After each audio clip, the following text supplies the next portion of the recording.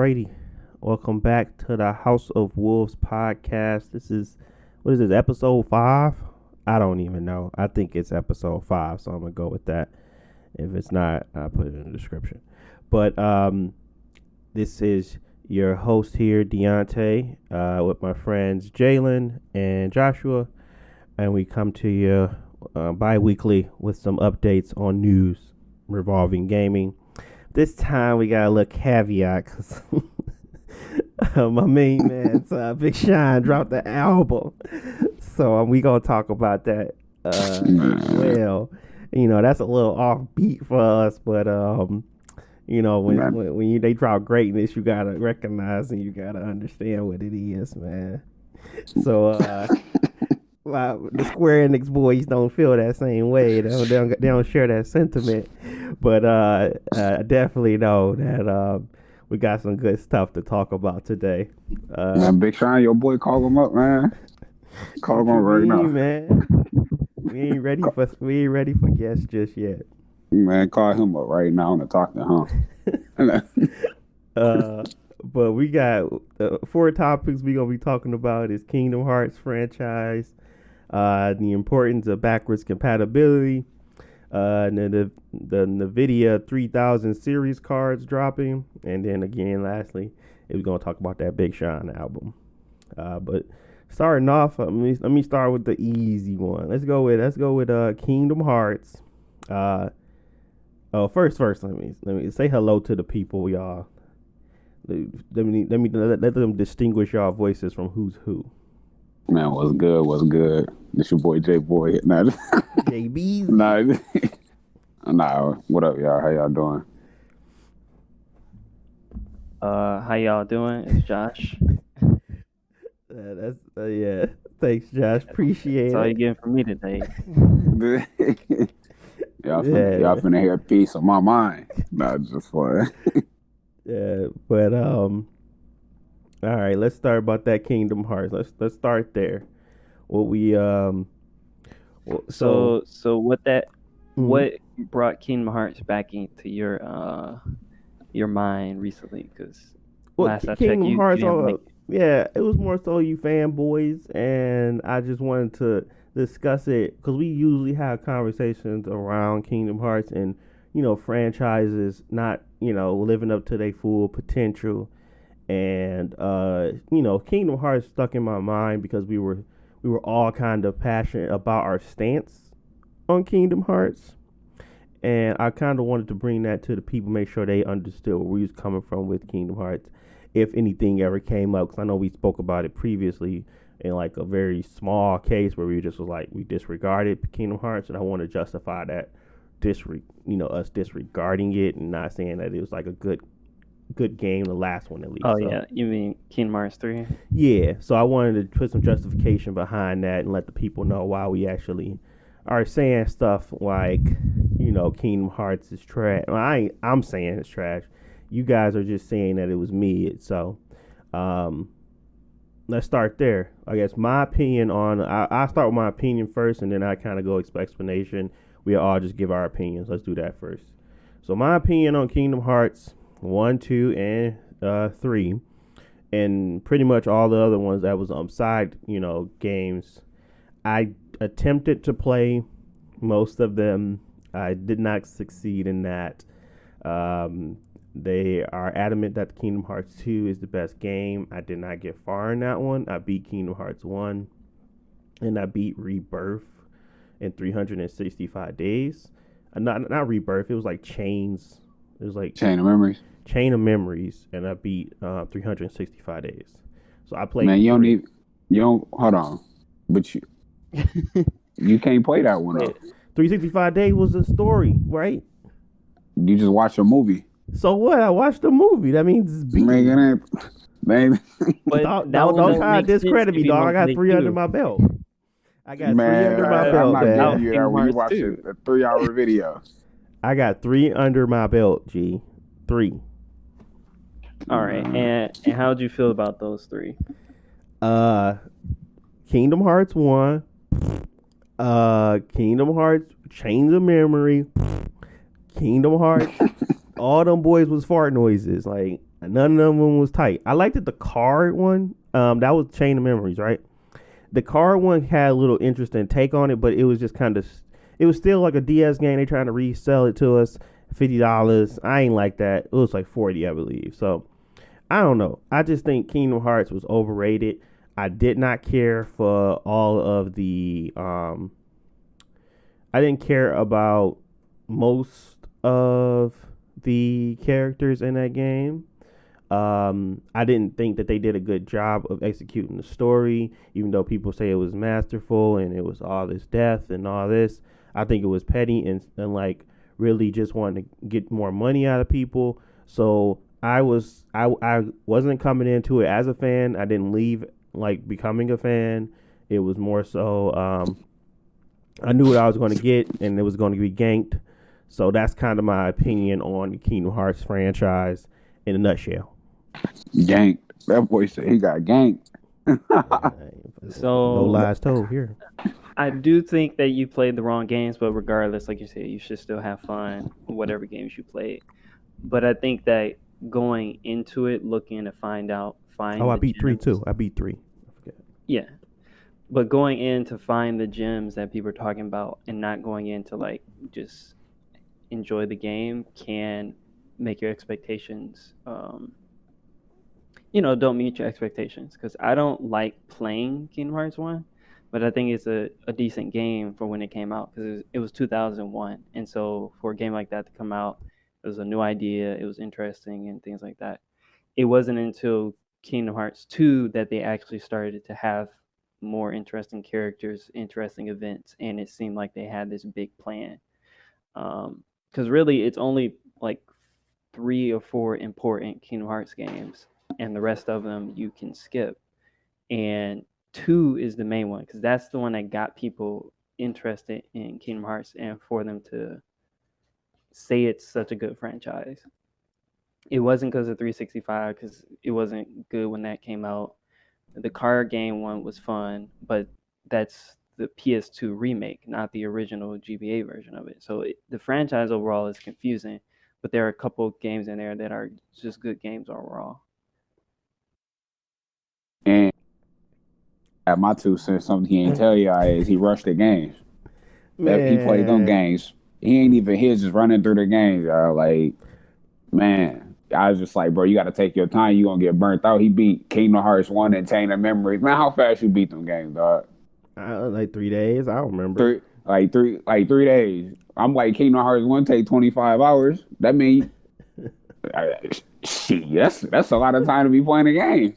But no, I mean, like personally, when I play the game to rush it or whatever, like to hurry up get to the end, I'm missing things. I'm not submerging myself. You know, I'm missing out on overall. Like, it's not as fun when you just rush through it, and that's fine too. But my opinion, Kingdom Hearts 1, similar to Josh, I don't really care too much about it. It get better when you start getting some of those special commands, like using Ragnarok or Ars Arcanum and Sonic Blade and stuff like that. But you got to be invested in the combat and wanting to go like fight people where you can really utilize them and stuff, like finding what's that, Kurt Zisa or fighting Sephiroth or Unknown. Like when you fighting them, then you can be like, all right, now we really working or whatever. Like I said in the previous podcast, I like to have like challenging boss fights and different things like that where you can actually utilize like the gameplay, utilize the gameplay and stuff like that. And to be honest, the most important games that I say in the Kingdom Hearts series is, 1, 2, and Birth by Sleep. Chain of Memory is important too, but it's a rehash of the first one. So, really, Birth by Sleep and then 2, those was like the key ones that should have been played, but you had stopped on 2. 2, that boy, I'm telling you, man, that game pick up, man. You get that Oblivion, you fight Roxas, boy. you be in that game working, bro. I'm trying to tell you, man. Because for the longest time, people talk about 2's combat as like they should make this game like Kingdom Hearts combat. And every time they talk about an RPG or any franchise, it should be like Kingdom Hearts combat. Because back in the early 2000s, the only RPG combat you had that was really good was considered like Kingdom Hearts. And then on the complete opposite side is something like combo focused, like Devil May Cry. And most people don't like Devil May Cry style gameplay. They want something simple, as in pressing buttons, but they got a lot of abilities and things that they can do to control the combat. Yeah, we didn't hear you. But yeah, like Josh said, that RPG, that combat, when they was making other Kingdom Hearts games, they're like, man, just put Kingdom Hearts 2 combat back in here, bro. Put all this other stuff, these 3-hit combos and command, just put Kingdom Hearts 2 combat back in here and we good. Give us the reaction commands. Like them battles was like vivid, bro. Like you was just in the field, man. Like you could really get in the field. There wasn't nothing limiting you. Like Dark Souls got some good action RPG combat, but like Josh said, you either had them super combo heavy type games where you just doing a whole bunch of stuff. You trying to do score attack type stuff, or you just have some simple yet in depth, combat with the command menu, and you just go dumb. So, yeah. I think that you guys are overselling this game. I think their combat system is basic. I think you don't think it aged well? Play now, like these games came out in 2004. I played around that time. I was playing Devil May Cry 3. You don't think Kingdom Hearts? Devil May Cry Hearts 1 was not that was okay. Devil May Cry 2 was terrible. Devil May Cry 3 had the better combat. Has good combat. But it's different. It's not RPG, so it don't matter how many combos you're doing. It's because you're not really doing. But is Kingdom Hearts really an RPG? Like, come on, no. Yes, you level up. Every level you get stuff. Like you can't even die. I would call that a very, very, very, very, very light RPG. You got stats on there. You got items. You got levels. The levels give you abilities. You choose your route that you want to take. Like as far as your level up trees and stuff like that, you can put abilities on there. You can take abilities off. You can change your weapon, switch your parameters. Like them are RPG mechanics. I mean, you can't name your dude or create a character, but them action RPG mechanics. I suppose you got experience points. Like I give you that. Okay. And it gets in depth too, though. Like when you start doing the battles, when the people just start running magic against certain bosses, and they be like, yeah, some they immune to this magic. They weak to this magic and doing that type of stuff. Like the game get in depth, bro. You need to go watch some of them level 1 battles, bro. How they be fighting some of these people and running these they be having revenge values and all that type of stuff, dude. They be like, yeah, if you hit this combo, use a negative combo here, they gonna break out of it. You start using. I'm like, man, these dudes is gods at this game, bro. Like, well, I don't know. I think Kingdom Hearts did not have, and this is still my opinion after all that discussion, after not playing too, anything that was very interesting to me that I felt as if was so superior to anything else I played. Obviously, I can't go back in time and play that game the way that everybody else played it when it was probably a little bit more unique and fresh. But I think during that time there was other games that I played, like Dante's Inferno. I played games, but I know they're not RPGs; they're just action. But they were running into this realm of action games, yet they did not have the depth or the entertainment of that. It was just more so they had okay combat and they had the Disney license, which they did not use in a proper way anyway. It didn't make any sense. They didn't have to have the Disney characters in that game at all. It was just pointless. But they had the license. Yeah. What was so unique about having those Disney characters in there, Josh? Go ahead, tell me. What other franchises like that? Because like Square Enix, they were more adult focused. Late teenagers, early adults. Like we focus on RPGs with serious stories. And they wanted a kid-friendly franchise. And the closest thing that you can get to kid-friendly is like Nintendo. And I think, I might have read somewhere wrong, but they wanted to do something with Nintendo, and Nintendo said no. And eventually they ended up working with Disney. And so they went back and forth to come up with ideas, and they just decided to put the characters together. and it made sense for that time for it to be a kid-friendly game. Like you got Winnie the Pooh and everybody running around, but you also have these RPG characters. So for a kid, our age, who was like 10 or whatever when this came out, if you didn't know about Japanese RPGs but you recognize these things, it might get you into them. I mean, and really the story didn't revolve around them. It's just gameplay. Like you go to the Tron These world worlds.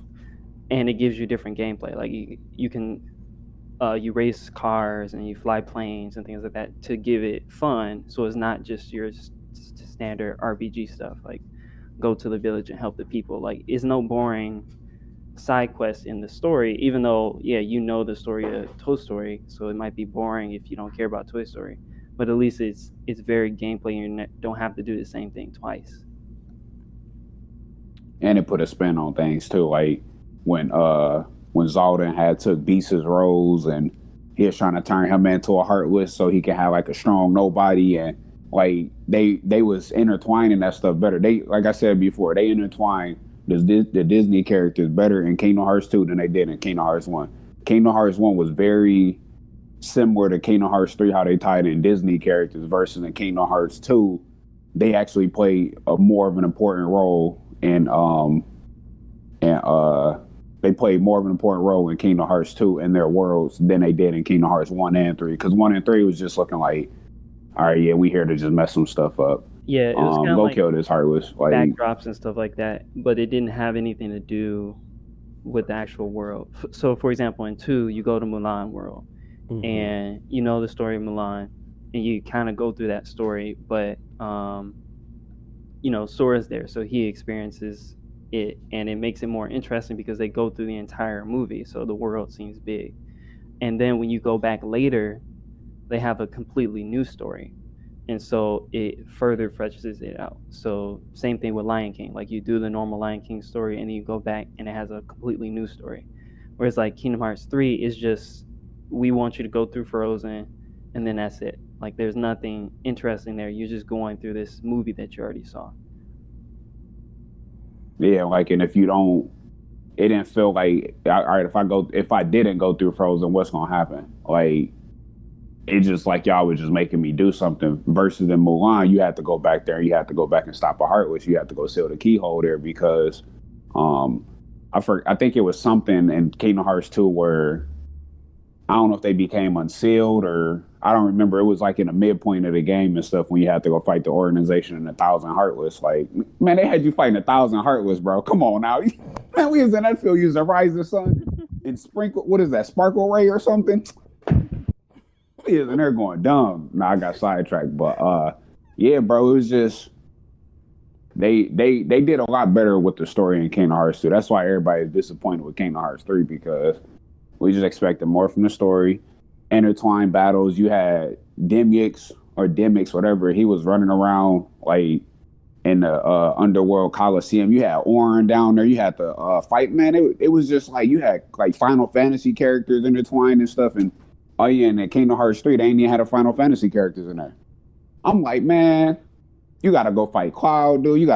I'm like, man, they be going dumb in this game, bro. Yeah, a lot of Final Fantasy characters were the best boss fights because it gave, you're fighting a character who has as many like abilities as you. So when you fight Sephiroth, you gotta use all your abilities, otherwise he's just gonna kill you in 3 hits. And that's what made it interesting, because you're not invincible. You don't have your teammates when you're fighting these boss fights. It's 1-on-1, and you gotta just get good. Yeah. Hey, fight Zack on Birth by Sleep, bro. He used some like darkness thing, bro. Bro, I remember when I first started that fight, boy, he did some type of little darkness charge or something like that. He cleared me out with the quickness, bro.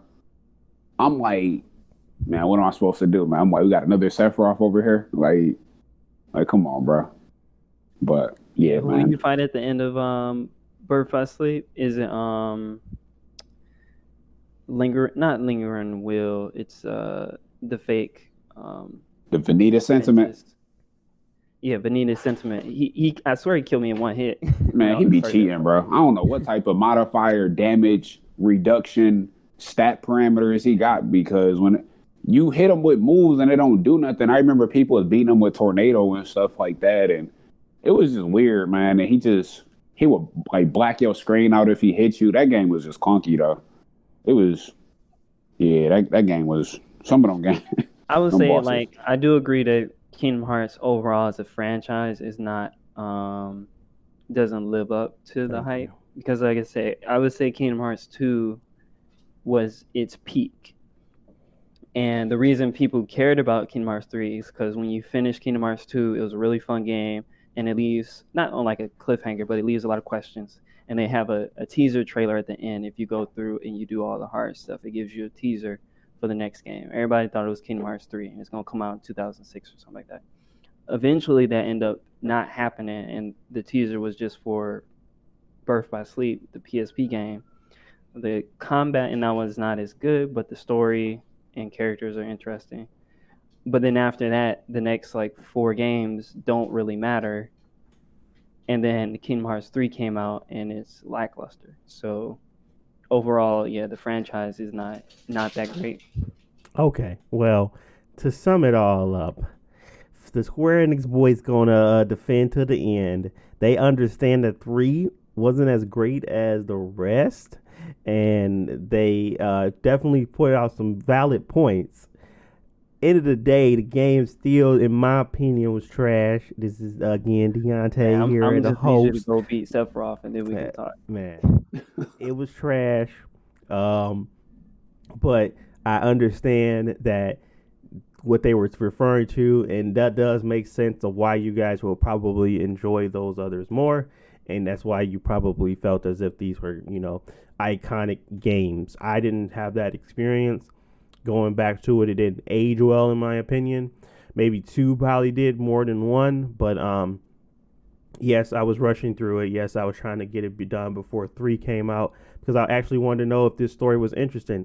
No, it wasn't interesting in my opinion, but that is just my own opinion. So obviously Jalen and Josh enjoyed it, and they enjoyed a lot of pieces of it, and they liked the nuggets.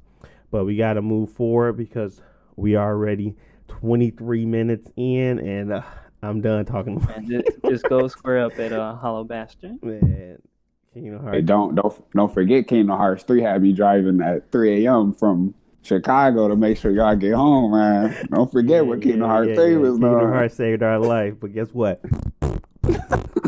Yeah, that's what I give that, Kingdom Hearts.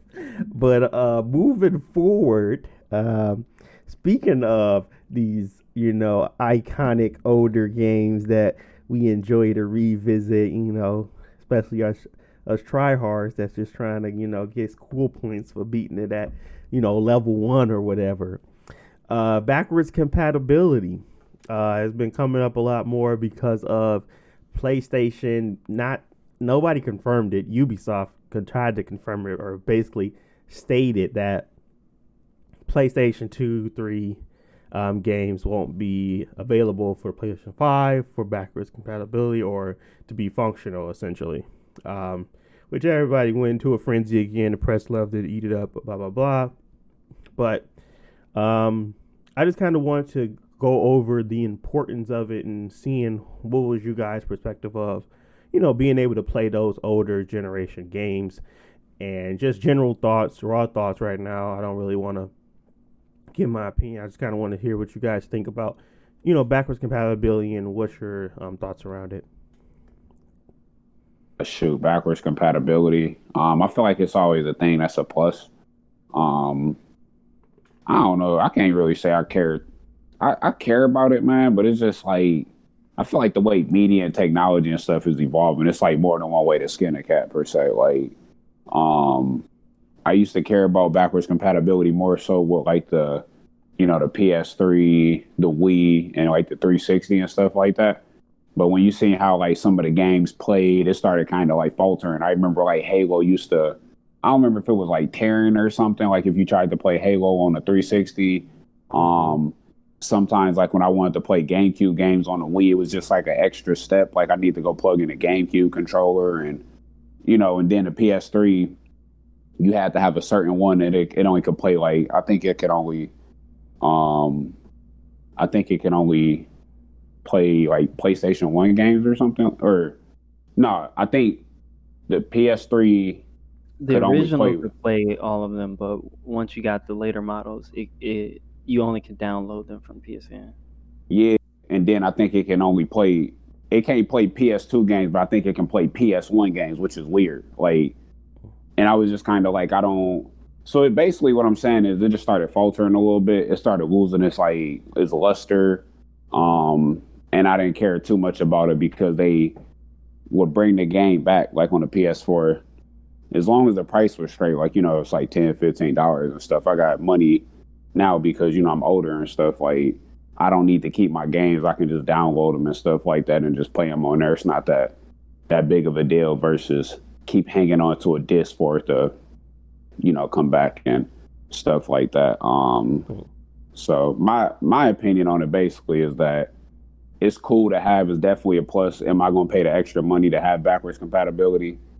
Probably not, unless it's like a revolutionary game. I mainly wanted the backwards compatibility because I wanted to play Kingdom Hearts 2. You know what I'm saying? I hung on to that game, but and then some of my GameCube games like Paper Mario and stuff like that. But now, I mean, I got Mario Sunshine still, and they coming out with that on the Switch. So I'm like, I just play that rather than going to go buy a Wii or a game. You know what I'm saying? Just stuff like that. It started becoming cluttersome. If that's even a word. It starts becoming a nuisance versus actually having a successful experience with it because you got to buy all this extra stuff to keep it going. All right, understandable. What about you, Josh? Like Jalen said, I think based on how we've gotten used to backwards compatibility working, I'm not that interested in it because I don't want to keep old discs and put them in my new system and expect them to work. Like, that's not what I think most people want. But obviously, there are a lot of old games that people care about and want to play. So, if, for example, I bought Ghost of Tsushima on PS4 and I downloaded it, I would expect that when the PS5 comes out, that it's able to be downloaded because these are, at the end of the day, computers, and so it should function like a computer does. That application might have some time to be updated and things like that. It might not be ready day one, but there should be no reason that it can't be there. So for Sony not to really commit to being able to do that, then that's worrying because they did the same thing with the PS3 and PS4, where there's a lot of PSN games. They put all the old PS1 and PS2 games on PSN eventually, but then for PS4, all those games just disappeared. Same thing with Nintendo and the eShop on the Wii U and stuff. They put a bunch of games on there, and none of those games are available on the Switch. And now you got to have a separate subscription for a tiny amount of those games. So I think it's just overall confusing, and it needs to be a better way to do it. So at least what Microsoft is promising, where if you own this game at any point on digital, it will be available in the future, and if not, it should be on Game Pass. That is at least how I think it should function in the future, and it sucks that Sony is not committing to that. And of course, I don't expect Nintendo to ever get to that point, but it shouldn't just be Microsoft. Sony should be doing it as well. Premium products, man. You know how Nintendo get down. Yeah, okay. So your opinion, just to sum it up, in case anybody didn't understand that, is that backwards compatibility is important. However they do it. Yeah, you just want it to be done in a proper way, and the implementation has to be there. It has to be smart in order for it to not be cumbersome to the consumer. In order for it to work, so that is my same sentiment there. I understand Jalen's point, but at this point now we're more so in a digital age where a lot of games are digital, and backwards compatibility has become something that is important to me enough where I'll rather buy a game digital than actually physical, because I know I can always continuously play it throughout the years. And that's the mindset Microsoft has instilled in me. I don't do that with PlayStation because they have not committed to doing that. And just like Josh said, the implementation seems very funky, where it's not going to work properly, and they are very, not forthcoming with their backwards compatibility system. So right now, Microsoft is definitely getting a nod in regards to me feeling safe. Like Tony Hawk Pro Skater 1 and 2. It didn't really matter. I was gonna buy it on the Xbox or the PlayStation, but I was gonna buy it on the Xbox just simply because I was getting it digitally, and I knew I was gonna want to play it for a while. I wasn't gonna end it on this generation, and I knew the Xbox was going to be able to run that game without any problems, and I knew that it was going to be something where they was going to continue to try to evolve their backwards compatibility system. Moving from the 360 from the Xbox, no, I wasn't really that pressed about it, and I didn't care about it that much because I didn't own that many games, and most of the time I didn't have enough money to, have games just sitting around. If I was trying to buy something, I had to either sell the old games I had, and it had to be recycled. Now I have the funds and the capability of keeping games that, to the point where I'm buying most of my games physical, because I know that these companies aren't going to let me keep going within this generation, and I don't want my stuff locked to the console. I would rather have something that's continuous and updates with me as I move through systems. So with the Xbox, I feel comfortable buying 360 games digitally. I feel comfortable buying Xbox games digitally. I feel comfortable buying Xbox One games digitally. And they have, changed my mindset as a consumer, because I know these games are going to continue to play. So I am now treating it like a PC versus when I used to think about it, I'd be like, I never buy digital because I want my money back. And nobody's going to keep a game for forever. It's not like a point. So these top tier games that I know I'm going to play for a while, like Cyberpunk, I'm buying it digitally. I'm buying it digitally on the Xbox. I could buy it digitally on the PC, but I don't really feel like, dealing with PC stuff at this point. I really just want to play the game, and I don't want to have a bad experience while doing so. So that's why the nod goes to the Xbox, and I know that these games are being made for consoles and then ported over to PCs, and not the other way around. So that's why my mindset and the importance of it, I think it's extremely important at this point. I guess moving from the Xbox One to or moving from this generation to the next, let me ask that same question again. We kind of got yours, Josh, but I want to ask that again to Jalen, because I know he was talking about previous generations. What's your expectations moving forward from now that you kind of are in the space of digital, and these consoles having the ability to are basically our PCs? What's your opinion around that? So I guess I kind of I resonate with y'all, like what y'all said. My expectation, I guess I don't really have any expectation at this point, because if history gonna repeat itself, they finna falter when it comes to the backwards compatibility. Reasons why, I don't know. But I would hope that, like they said, like y'all said, what Microsoft is doing, any game that you own digitally at some point, it's gonna be yours, and you can always go back and play it at one point in time, whether they gotta, update they store, or whatever. How they was updating the games with the Xbox One, like making them like 4K and all that type of stuff, and bringing certain games on, or bringing it to Game Pass or whatever. So that's not my expectation. What I would hope for, I would hope that other consoles like PlayStation will follow suit. Obviously, Nintendo not gonna do it because they just I don't know. Off of those remasters. Yeah, they gonna keep making them what they made, Super Mario Deluxe, Red version, Mario Party 10, Super Mario Party, but that was a whole new game, I guess. I guess it could be Mario Party 10. They coming out with Red version, they coming out with Contra and all these other games on the 3DS and stuff.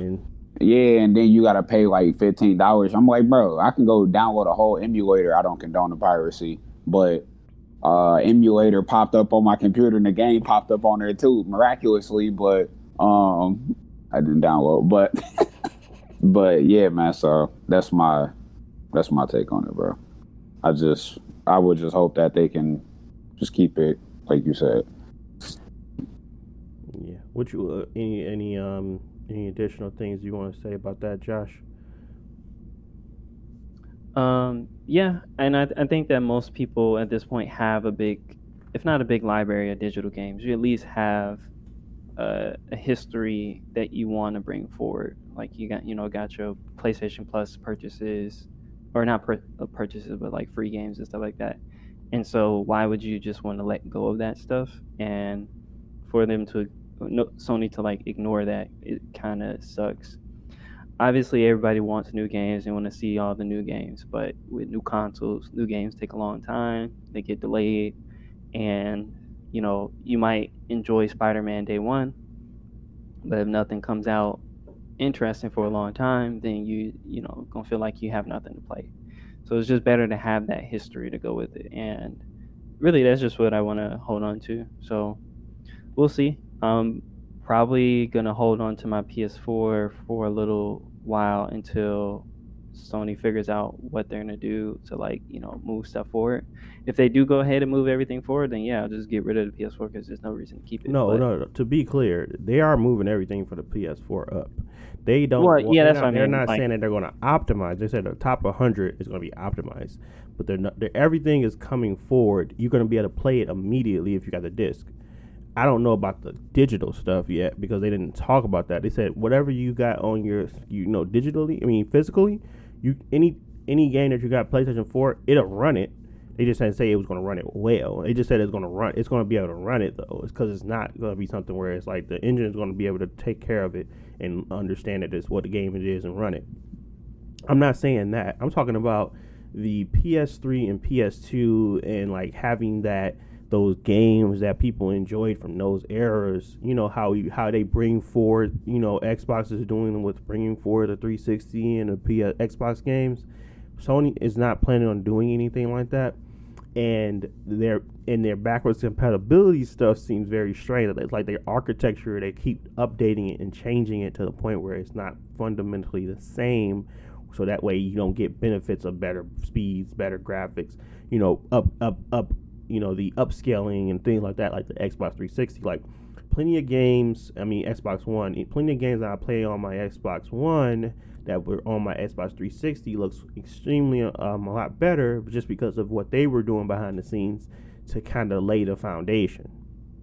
Sony isn't got that foundation. Sony isn't trying to make that foundation. Sony just seems as if they're getting dragged into it because Xbox is doing it, and they're not trying to support it in the most, beneficial way for the consumer. They don't want to just come out and blatantly say everything is going to work. Your stuff is going to work. You should be fine. They don't want to say that type of stuff, and it seems very, dishonest to the customer, where it's like a lot of, uncertainty. So that's why I always choose Xbox, because I know what their message is, and this message is very clear at this point. Versus Sony's, their message is we still want to kind of break it up. We don't want you guys to be able to play everything all the time. So that's what I'm more so referring to. I heard and they have confirmed that all games will work. They're just saying that they're not going to be optimized, as the top 100 will be the ones optimized at first. It's like there's nothing stopping you from basically playing said games on the PlayStation 5. But they just physical, not digital. Well, if that's the case, they haven't actually made that clear enough, because No, they haven't. Yeah, it's still confusing. And even still, like you said, there are a lot of games that are not coming forward. Like, for example, Sony likes to do the remasters. So they got the Demon Soul remaster coming out at some point. That was a PS3 game. And that's great. It's going to look better. It's going to play better and things like that. But there are a lot of games that either are not ever going to get a remaster, or it's going to take forever to get a remaster. And, there's 1,000+ games, and there's like more than 100 Sony first party games on, or Sony paid for games on the PS3. So either I wait forever for them to get a remaster, or they can offer some sort of way to play these older games just at a higher resolution because the hardware can do it. That would be preferable if you can't invest all this money and time into remastering all these games, because they got PS3, PS2, and PS1 games to worry about, and like nobody really expects them to remaster every single one of those games. Yeah, I think the preservation of games is very important, just because of how technology is moving and how fast it's moving, I feel like we're gonna lose a lot of great games to the wayside because of not having this foundation and functionality in place for emulation, like a good emulation of the PlayStation 2, good emulation of PlayStation 1. I feel like there has to be some type of tools within that because stuff does, stuff shit. Stuff gets old, and I feel like it's hard to try to keep up with all that old stuff. Like I still want to be able to play Def Jam Fight for New York, and I don't want to hold on to my PlayStation 2. I hold on to that because I want to play NBA Street Volume 2 every now and again. I want to play these type of games on there that I can only get here, and I like the fact that Microsoft is giving me the option to do that. Sony has way more games that I want to do that for, and yet I don't have the option to. And that's what I'm kind of concerned about. I really want them to give me a way to purchase these games and keep them in my discography or keep them in my library for forever. I really want that. And I think that's where gaming needs to go, just like PCs, where I don't need to purchase this game over and over again. And I think we are conditioned to feel that way. So I think with Microsoft doing it the right way and kind of making sure that we always going to have this standard of moving forward, whatever game you purchase, you're going to be able, in the Xbox family, you're going to be able to play later on. So I want that same mindset when I play games on PlayStation. I want that same mindset when I buy games on there, because if it's something that's a classic, I'm more inclined to actually purchase it as a digital game versus buying it physical, and it moves the agenda forward more, because that way you can cut out the resale market. You can cut out a lot of the cost for producing the said discs and stuff like that. I think they understand the actual market for reused games, and they understand the market for remasters and taking old classics and bringing them to the new. I think they understand that market. I know they thrive on it, Sony and Nintendo mostly, because Microsoft ain't got the discography or the backlog to even do something like that, and that's why they're more so pushing for the consumer, which I'm glad. I don't want Microsoft to ever leave, because if they left, it'd be terrible. Honestly, it would be so bad. They would get away with a lot of stuff because they are the only ones that's doing it. And Nintendo obviously plays by their own rules.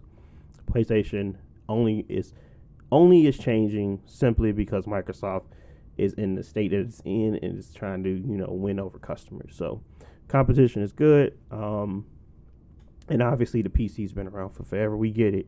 We understand that you guys are superior in every way, but I think y'all the coldest. Right. I think that having that type of experience on the consoles would be pretty darn beneficial. But due to time, let's move forward here. Keep this podcast on the roll. How we feeling halfway through? How y'all feeling out there? Quick check. Yeah, how y'all doing? Y'all good? You good? Yeah. I'm good. No crazy text. Lady ain't hounding you. I heard that dog bark here. Yeah. All through the wall. Week, so here, Conehead. Dang. C's for cone. That's fine. All right, but our next topic here. Let's see. What was the next one? Oh, the Nvidia's 3000 series cards. Boy, oh boy. So have y'all seen any coverage of this, or y'all seen a lot of the information? What do you guys kind of know about the 3000 series cards? We'll start with you, Jalen. Huh?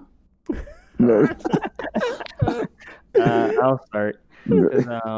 I watch Digital Foundry pretty regularly, even though I don't really PC game like that. I saw what they had to say about the Nvidia stuff, and it's mainly just their new graphics card for the next generation. It's gonna have ray tracing, so games are gonna look visually a lot better because of the lighting, and they'll have AI enhanced features so that the game can adapt better with like frame rate or anti-aliasing. So hopefully that card will be able to get you a lot more performance and graphical benefits than the past, and not take as much, like, I guess, CPU power. And everything looked really good. And so like a game like Cyberpunk, I would imagine will look and play amazing on it. And that's really setting the high bar for video games, I guess, for the next decade. Otherwise, it's a cheaper card, I guess, compared to other cards, but it's still $500. So it's not in my market. 690. Yeah, $600, because just the card itself, not counting anything else, that's a lot. But I think it's worth it if you're really into best graphics and things like that. Okay. All right. Did you see anything about it, Jalen? Before I shoot you out there, I won't try to throw you on the bus.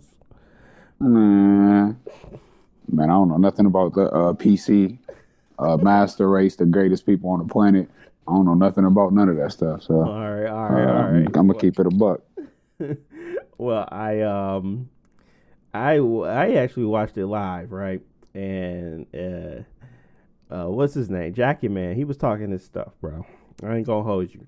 So I actually reacted to this because simply what they did was they said two times the performance of a 2080 Ti. 2080 Ti is the highest end card currently to date that you can purchase, and that thing runs around $1399.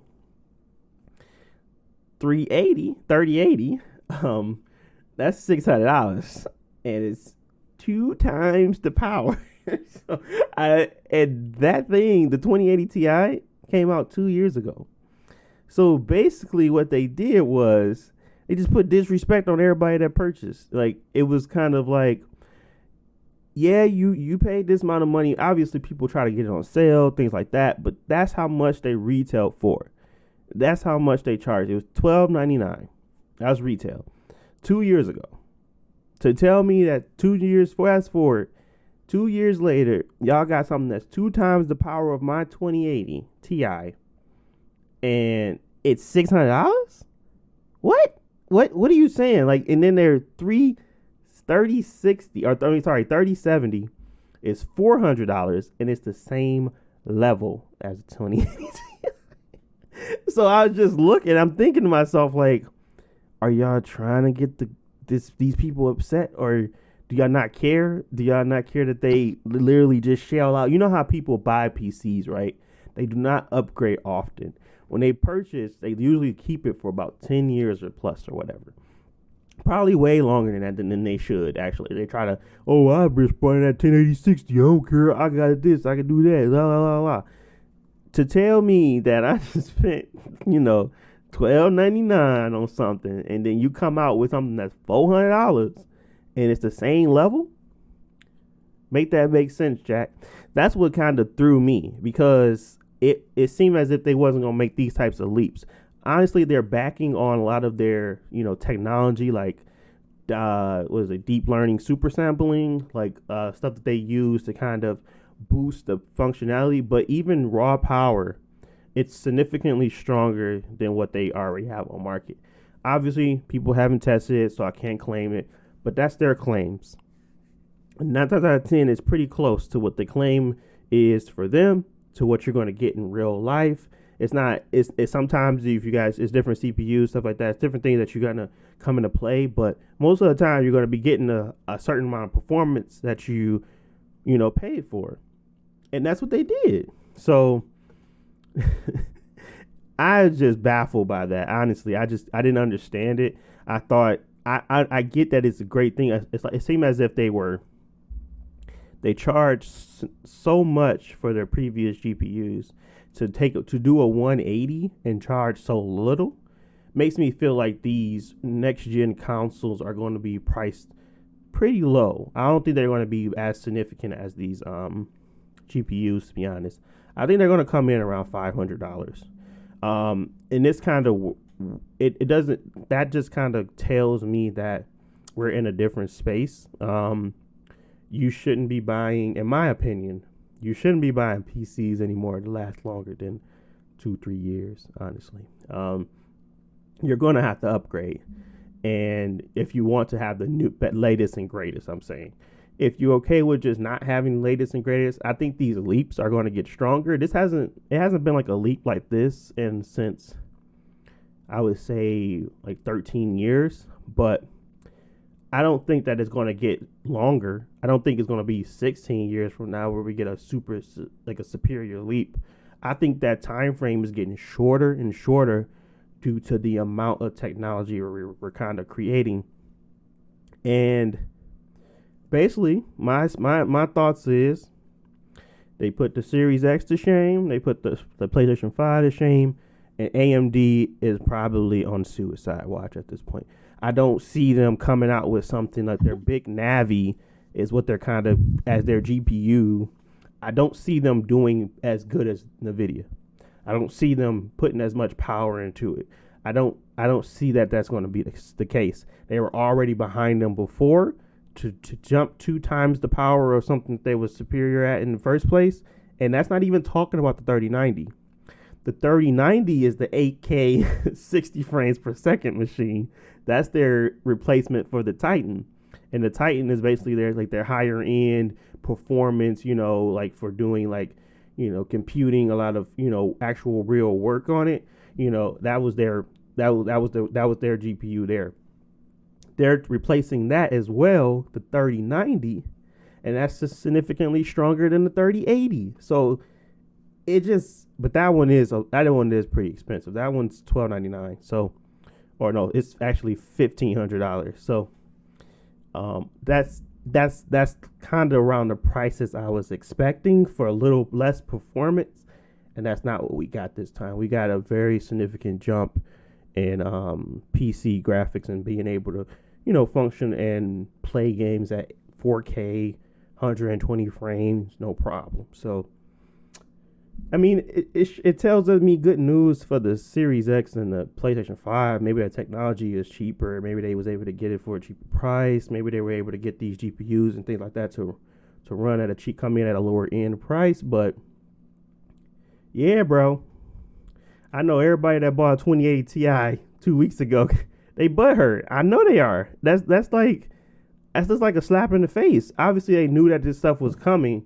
But to come and then showcase it in that way, it hurts. I know it hurts. I know that hurts because it's just like, I don't care what nobody say. Like, yeah, I use that as my secondary PC. Don't worry about it. These people buy PC parts and they keep them forever.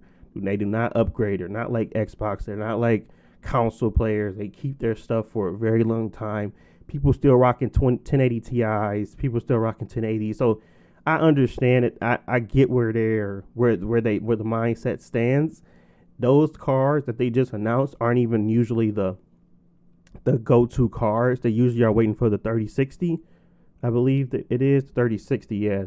And that's where it comes into like the I forget what the price, like $300 range. And that's what people usually kind of go for. So it's just it was just hilarious to me. I just thought it was pretty funny because it was just like the price difference and the significance of that difference was so, jarring and Nvidia didn't care. I mean, obviously they didn't care. They just wanted you to have more performance, but they not doing no returns. They not saying if you just bought one, you get your money back. I mean, people only had it for 2 years. Imagine buying an Xbox One X and then 2 years later, something coming out with 4 times the power. And it's like, but I just bought this one. How long y'all gonna hold on to? But it's like, I just bought this one though. I just saved up, bro. I'm telling you, I just paid for this one. Did somebody pay $500, $600 come and they got way more power than me? That don't make no sense. But yeah, I mean the old parts are still gonna work, like, and it will still get updates and have those same AI enhanced features. Like that's what people been testing nowadays on the 2080 cards. But I think moreover, I don't think most people will be like mad about it because if you think of it like the auto industry, like you buy the best high end car today, and then in 2 years they have a faster version of the car. Like when technology moves that fast, that's something that you gotta like account for. It's not about value. It's about I have the best thing today, and tomorrow, if there's a new best thing, I want the best thing. But overall, I just think, like you say, AMD, they're gonna have a hard time even competing because they're behind in that same technology, and even if they catch up, they're gonna have to compete with that price, which I don't think they'll be able to do. No, I don't. I think that they're gonna have. I don't think that Big Navi is ready for all that smoke that they just gave. I think that it's obviously that they're using DLSS, and all their ray tracing and all their tension cores and all that stuff, or tensor cores or whatever. But I think that the technology they have behind NVIDIA is far superior than AMD's at this point. And I don't know if they're going to actually have the software to kind of keep up. Even because it's not as if their technology is getting significantly better. Yes, they have more cores. Yes, they have more things like that. But their software is starting to become more of the presence. Obviously, before when you had the ray tracing and you had the super sampling, now those are at the forefront even more. That's how they're able to achieve 8K gaming at 60 frames per second on a lot of games when they were showcasing it off on the 3090. So I think that on top of them having to be able to sell their hardware at a cheaper price, they have to come up with software that can compete so that they can supplement the hardware's price. You know what I'm saying? Because the hardware, they can't just go apples to apples with the hardware and be like, we're going to be better than you, because they're not just using hardware. They're using software on top of that hardware. So not only do they have to, develop their software, they have to develop hardware that can compete. So that's where I feel like they're going to be value, and they're going to get left behind, in my opinion. And that's why I think maybe AMD's, the stuff that they're doing for the consoles is what they're basing their architecture off of, and they're kind of going to have, they're probably going to have some decent, something in the works where it's going to be decent, but to be able to be on the scalability of Nvidia, it may be something down the line, maybe 3 years from now or something like that, not come this month. They're supposed to be dropping something this month, so we will see. But it was definitely a surprise. It was just interesting watching the reactions, people just dying laughing, all the memes and all that stuff. It was just hilarious to me, because I'm not the only one that feel that way, but I saw the interesting. I was just like, that's a lot of money to be lost in a quick amount of time, and they don't usually do that. Like the 1080 Ti is still viable, and it still can get to where the 2080 could be, but for it to jump that significantly, it just puts you on notice that 1080 Ti's aren't that good no more. The 2080 Ti's, the resale market, they're trying to sell things at $1,200. They just cut their prices to $500, because at this point you're going to lose money if you try to hold on to those cars for any longer, because once these other cars drop, thus become useless. So eBay go crazy, Facebook, resale going crazy. But it was just interesting to see. I wonder how available those cards are, because Nvidia does usually have shortages for a while when those new cards come out. They probably not going to have as many available as people aren't able to get them, especially for $600. They're going to be flying off the shelf. Right. That one comes out the soonest. The 3080, the 3070 comes out after, and then the 3090. The 3090 comes out after the 3080, because they're gonna drop the highest end ones first, and then the 3070 is the last one, and that's what people probably mostly go for. But yeah, it's gonna be interesting to see, and I think they're undercutting Xbox as well, because these consoles.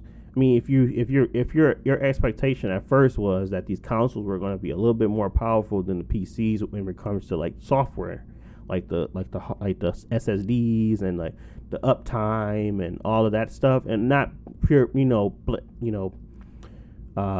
pure power, 2080 Ti is still kind of beating it, but most people out there wasn't rocking the 2080 Ti. They had a lower end, had like less end cards, and they had like the like the 20, I think it's 2080 Super or 2060. I don't know these conventions anymore. 2070, one of those, and they had those type of cards where they just came out like not even a year ago. So I think people were planning on buying these consoles to kind of use that as their gaming. I don't think they put too much of a dent in it, but I definitely think people that were buying a Xbox Series X, they may just upgrade their CPU. I mean their GPU. They may just upgrade that and call it quits, because that's something that's going to be on par with a 2080 Ti at a very cheap price. So hopefully that's good news for the Series X and the PlayStation 5 being cheap. I hope that they are going to be cheaper, because that's not only are you now dealing with the competition of consoles, but you're also dealing with this GPU being extremely cheap, and obviously that's not the only cost, but you get my drift. But moving forward, any last thoughts about that? Any thoughts about GPUs and the PC craziness? We getting in on PC gaming this gen, Jayla? Man, what you talking about?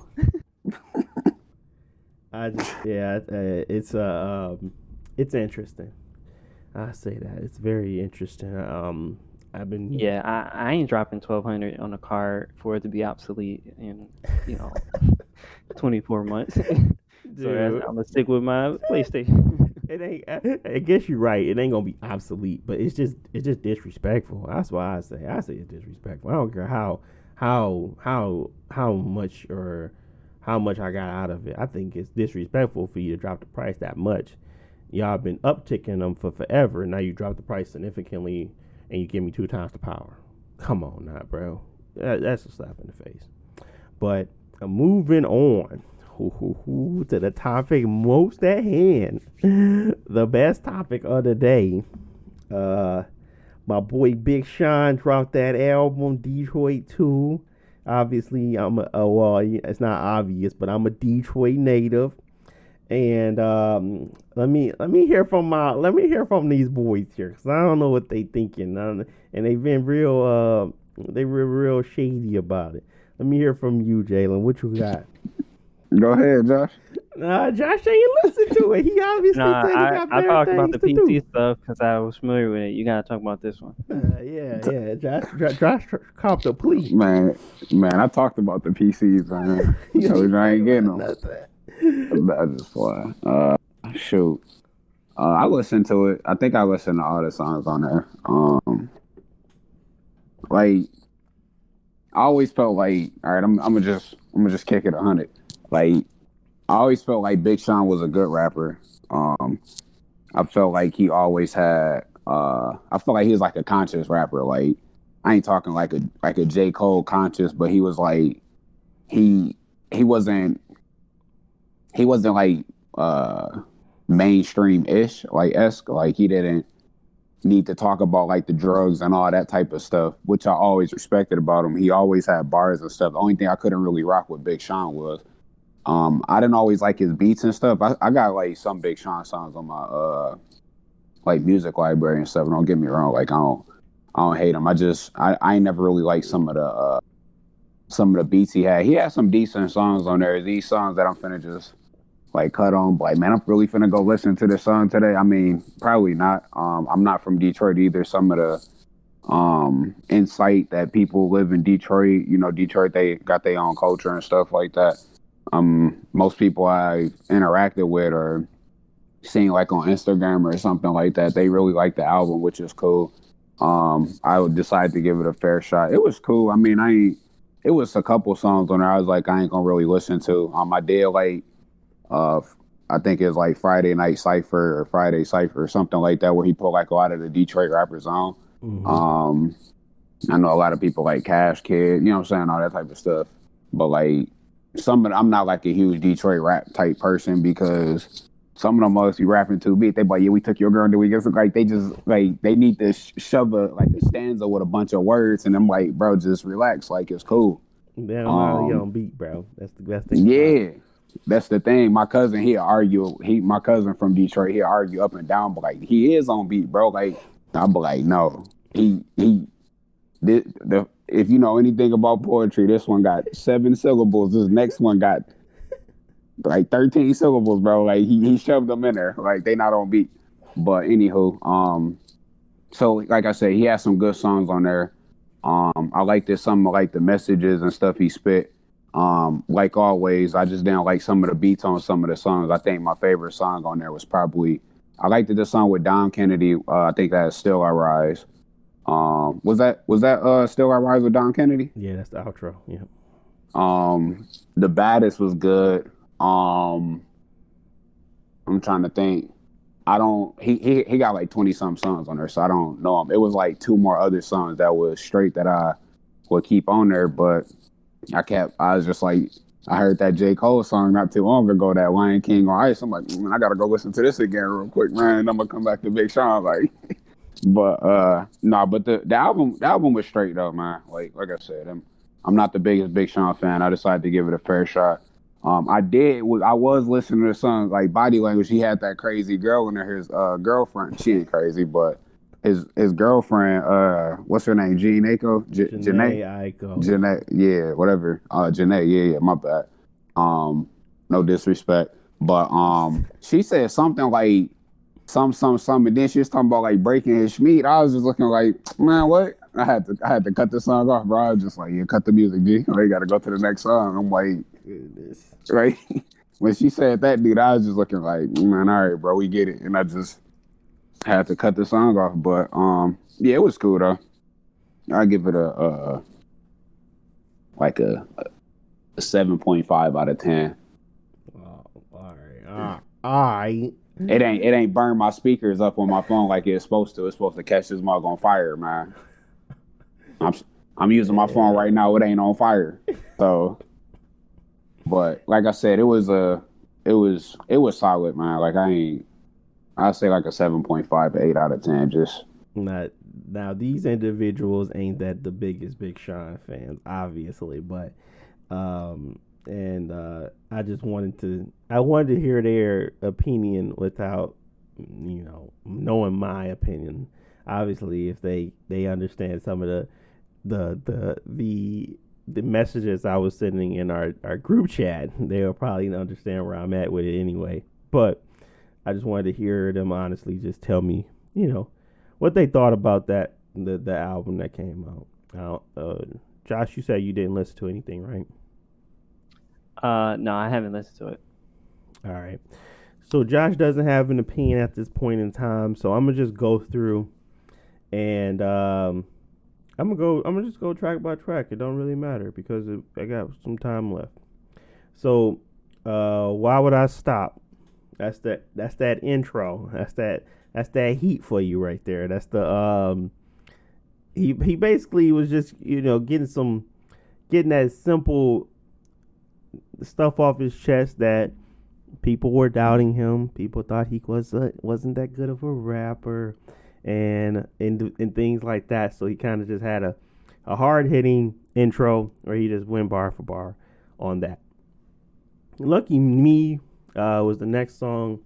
That was kind of like a like three things in one. Kind of felt like it was where he kind of the perspective of him being lucky to still be alive, him having gone through some crazy things and reflecting on that. And then he started talking about how he was just in general lucky for certain things that have happened to him. Like he was lucky me as in like he's leading this, but it's like a terrifying kind of deal.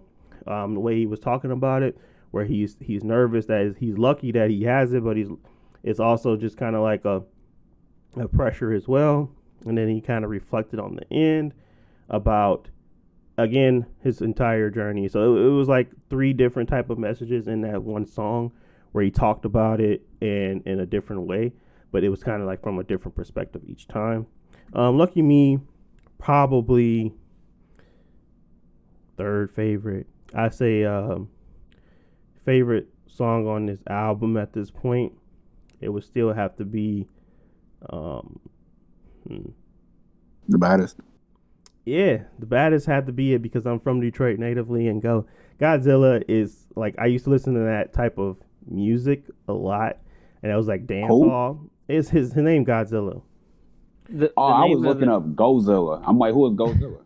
no Godzilla, like the monster. That's the normal theme song. And then in Detroit, they had a song where they remixed it for people who would go dance. And so if you ever see people jitting and stuff like that, that's the type of music that they would dance to.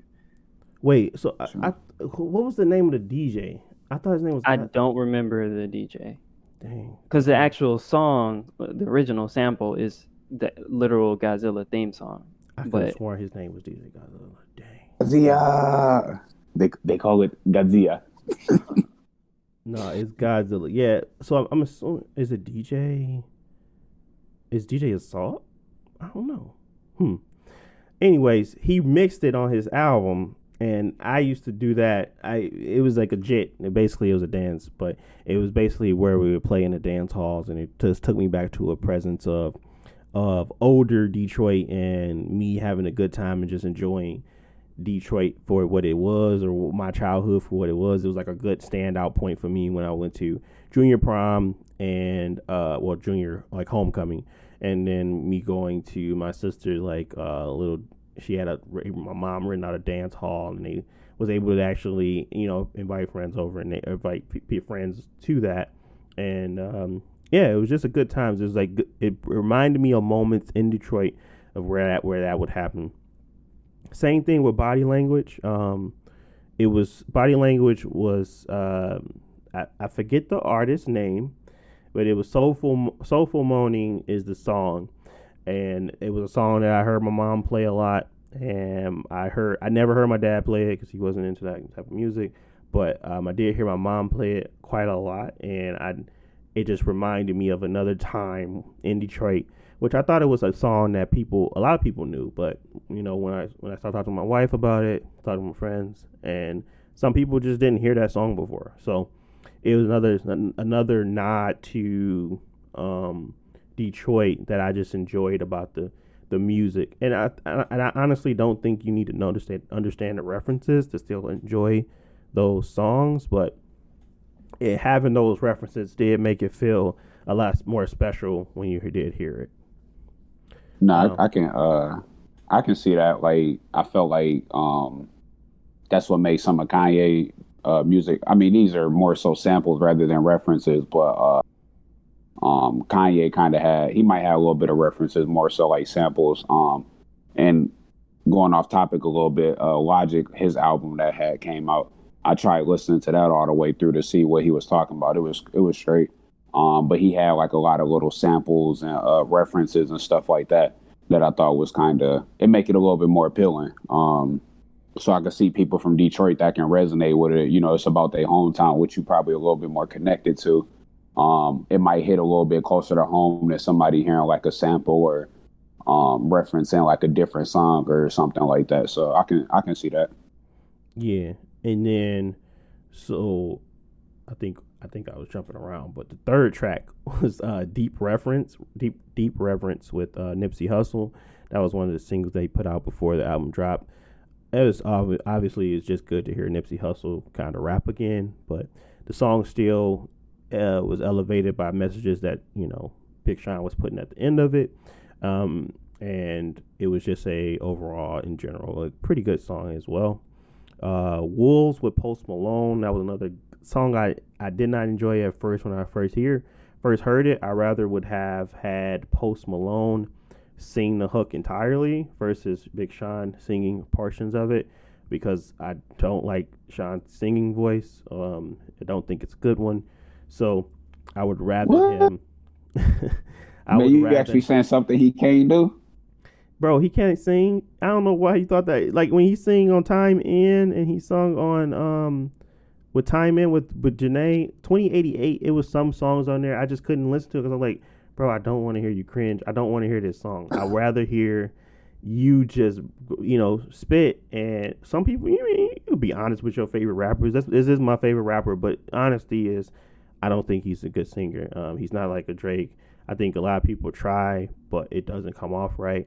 And yeah, I think he kind of created a wave of that where it was kind of melodic and singing like that, but he's not that great at it. So it never, exceeded my expectations anytime at all. So I don't like the singing portion of Sean, but he doesn't sing for long. He just goes for bars after that, and then Post Malone kind of finishes it up. But yeah, I really wish Post Malone would have did the whole singing portion of that song. But Wolves was still a good song for me. Body Language with Ty Dolla $ign and Jhené Aiko. Ty Dolla $ign killed it. He was the one singing. Big Sean had a very, man, I don't know when he starts the. it was a good verse. It's just the actual, I would say the actual, the topics that they were talking about. His body language obviously is a sexual song. I'm not that interested in it, but I appreciate Ty Dolla $ign and Jhené Aiko's portions. Big Sean rapping about it, fine. I can definitely understand it and take it. So that's fine with me. It was an overall great song just for those, and then the sampling of Soulful Moaning definitely elevated that for me as well. Aside from the part where she said something about breaking the meat. Man, that's Janae getting off. I enjoy Janae's music. Janae has a way of delivering her lines that I enjoy, so I'm totally fine with it. She's marring around with SZA and stuff like that for me, so I enjoy SZA. I enjoy her. I'm fine with it. Man, that's not appealing though. Like if somebody walked up and told me that, like a girl told me, I'd be looking like, bro, it's what not you talking appealing about? to you, but it's still appealing to some, and it's definitely something that, I mean, I feel like men do it all the time, so I don't understand why women can't. So I don't really care. Story by Dave Chappelle, obviously, is just a story about him being with Danny Brown and smoking some weed and then going out there and getting booed. But it was still it kind of, he did the same thing with the Detroit, and simply put, I mean, it was still like a good breaking up the monotony and kind of giving you an understanding of more about Detroit and its flavor. Harder Than My Demons, probably another one of my top songs that's on here. It's just him going bar for bar. It's just him spitting. It really didn't have any like hook to it. It was just him, doing what he do best, in my opinion. That's just giving bars. Everything That's Missing was another song that had like a really strong messaging behind it, and it was kind of how you simply, you're in this rat race and you're trying to chase a lot of stuff that you don't necessarily need. Then at the end of it, when you do succeed and you have it, you pretty realize that you pretty much everything that you already had is what you're pretty much missing. So he wrapped it up in a very strong way. He cut the beat at the end, and it kind of just resonated with you even more, that simply you going through all these motions and your ups and downs, and you're trying to get through to something, to realize that you lost a lot of stuff that you wanted in the first place. But it's definitely a great song. I definitely like Dwelle's, the voice on it. It was pretty good. Then the ZTFO, that's probably the only thing I skip. I don't like it, but I mean, that's Big Sean. It kind of reminded me a lot of the songs that he had on what was that? Double or Nothing with Metro Boomin. ZTFO just didn't resonate with me. It was just more so of him, rapping, but it wasn't really saying much in my opinion. Then it was just more so about his energy and kind of keeping it guarded. I think Harder Than My Demons kind of did a better job of doing that, where it had a message, but it was definitely just bars. Overall, he still had a lot of bars in there I listened to and I actually state, but I didn't enjoy the song overall. He had a lot of songs on this mug. Yeah, I was about to say, you finna go through all these, man. Yeah, it's 22 songs. Guard Your Heart. Guard Your Heart is probably one of my favorites. Anderson .Paak did a really good job of just singing on that. Early Mac and Wale, delivered a really good, much needed verses, in my opinion. Big Sean as well.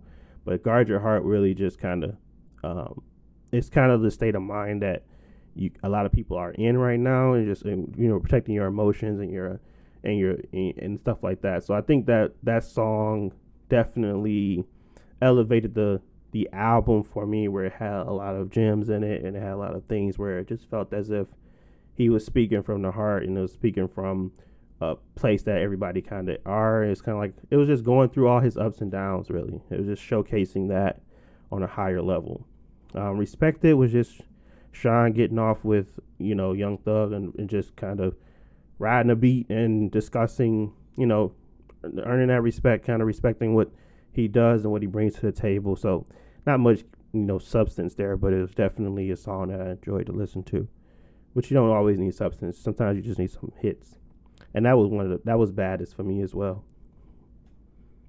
Lithuania with Travis Scott. That was a grower for real. That one I did not enjoy at first, but it was something after, I think it's the Travis Scott effect. I'm just tired of hearing Travis. But once I just, let Travis do Travis, it found like a Travis song versus an actual Big Sean song featuring Travis.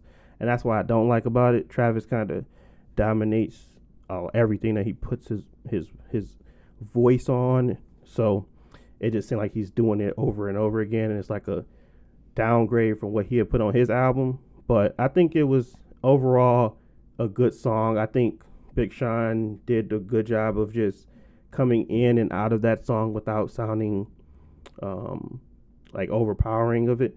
I think he should have did a little bit more of that. We should have heard him more, but he was able to ride the beat as well and kind of keep up with the cadence of Travis on that.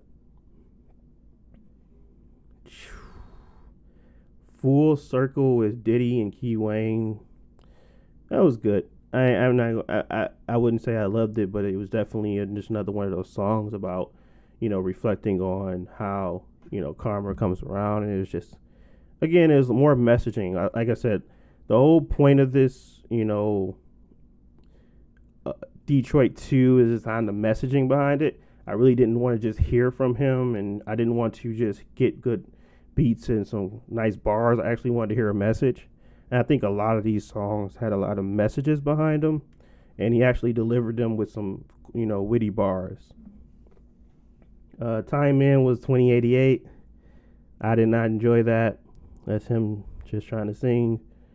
I enjoyed Janae's part, but not Big Sean's.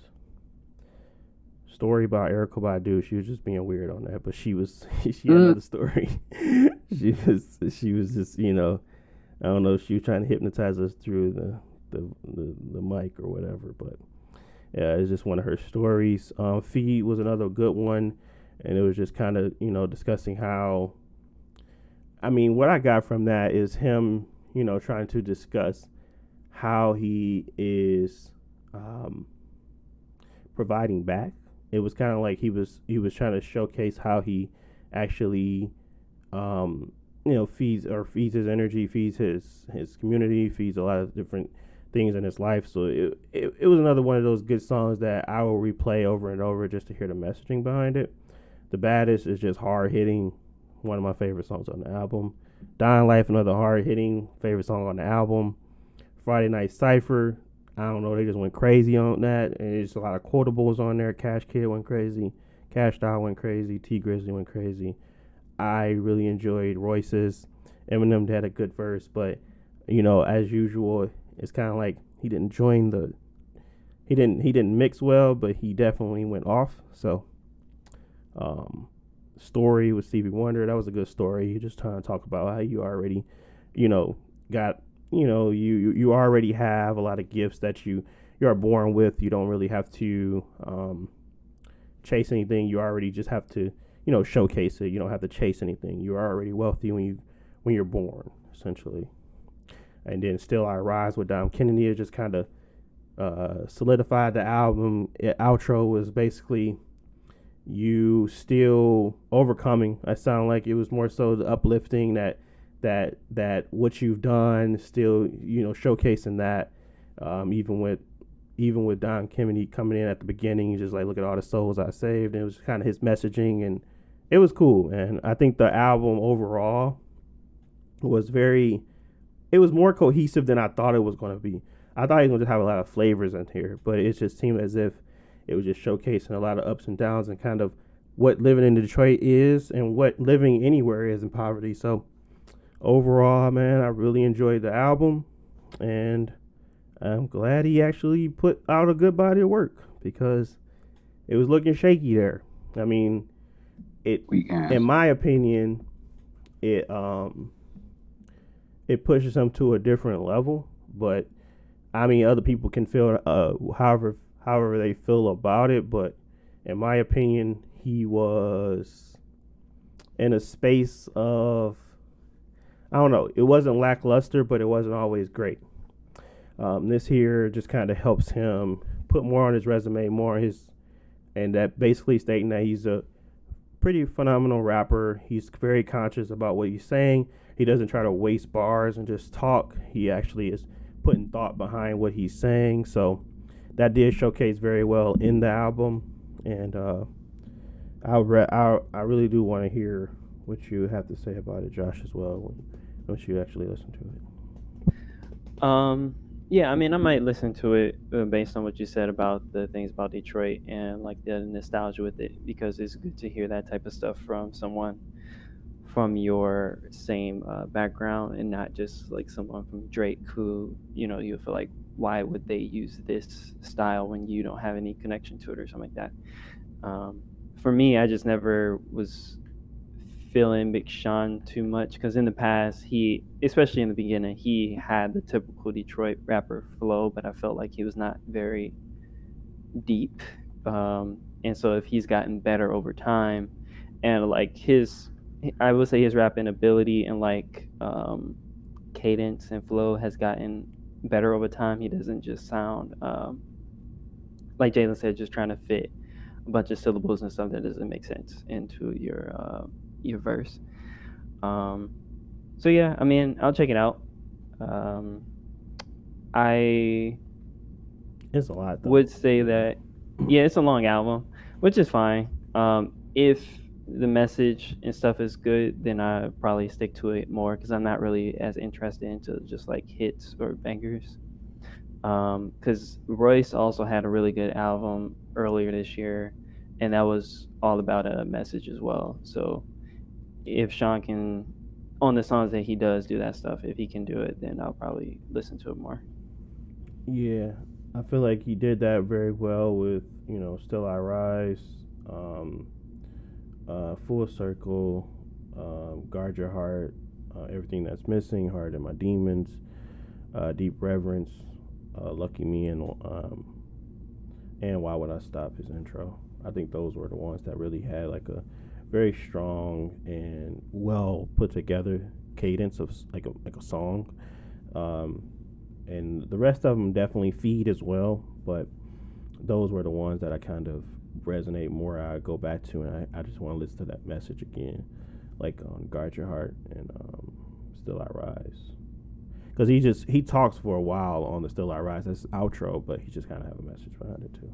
And then yeah, but overall, man, I've been playing this junk all weekend. I'm not someone that's just blind to somebody being bad at rapping. I'm not someone that blatantly just be like, no, it's still good. No, I wouldn't do that. So I decided I did not play often because I didn't enjoy it, and I went to playing Double or Nothing more, and that was the like small snippet he threw out with just Metro. I didn't like his concept album as much as he wanted us to like it. It didn't feel like a concept album. So I can critique him, and I'm not biased, but he's still one of my favorite rappers just because of his flow and his style and his messaging. Wait, so you saying, so you did like the Detroit album though? I like the Detroit too. I didn't like this. I Decided. Oh, okay, I got you. I Decided was this one previous to this one, and Dark Sky Paradise was my at this point now my second favorite. I think Detroit 2 is going to probably dethrone that one. But yeah, that's the only one I listened to, and I ain't like it. Yeah, I mean, you might appreciate I Decided more, honestly, but I didn't appreciate it. I didn't like it. It had some messages in there, and I just was like, I really wasn't listening. I wasn't looking for this from you, honestly. I was looking for more bars, and that's what Double or Nothing was. And this one kind of has more bars as well as a message behind it. So it's probably one of the most, well-rounded albums he had put out. I think my favorite song that I got from Big Sean is What's that song called? Is it called Light? I think it's on I Decided. Yeah, it's on I Decided Light. Yeah, With, that's Dream.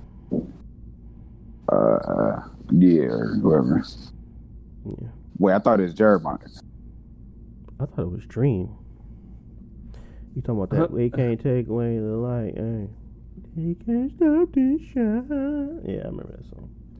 Man, let me see who made that song. Yeah, the boy got right. Even with the take away the light, they can't take the light. So who's your rapper that you're gonna defend up and down like Deontay do, Jalen? Man, I'm finna defend. Man, is I'm it still finna just. Kanye? Man, you know I died for Kanye, man. Oh, it was Jeremiah, yeah. So what was Dream on? Oh, he was on Sunday Morning Jetpack. Yeah. Sunday Morning Jetpack. Like I said, I think I Decided yeah, man. I mean, I just didn't like it. I don't know. I didn't like it. But I liked it. I like 5 songs on there. So, but cohesively, it was like Detroit, the mixtape, the beginning mixtape, his very first one. That was one that I really didn't skip any songs on, and that was a mixtape, and this is kind of like the second coming of that. But yeah, Detroit, that whole vibe, I think he captured a lot of that stuff with us, and like Decipher. So I enjoyed it. I know that it's probably something that would hopefully get more, give him some more roses than what he's previously been getting. But yeah, that's my spiel on him. But yeah, that's pretty much it. I mean, that's talking too much about Bashan. But we are over time at this point. We definitely do it. Hope you enjoyed the conversation. Y'all got any lasting things y'all want to talk about or say? Sorry. Just make sure y'all open minded and go listen to that album. Josh, not just what. Nah, I'm just talking. No, just thank you for spending his time with us, and we're gonna have some more. What's the next one in 2 weeks? Yeah, 2 weeks. 2 weeks. Getting closer and closer to these 9 updated council days. Yeah, so yeah, hopefully you start getting some news. So we get some news out this motherfucker. But yeah, Most want to tell us what we ain't. No. So what we ain't gonna do. But this is the House of Wolves podcast. I want to thank you guys for listening, and we will talk to you guys in the next one.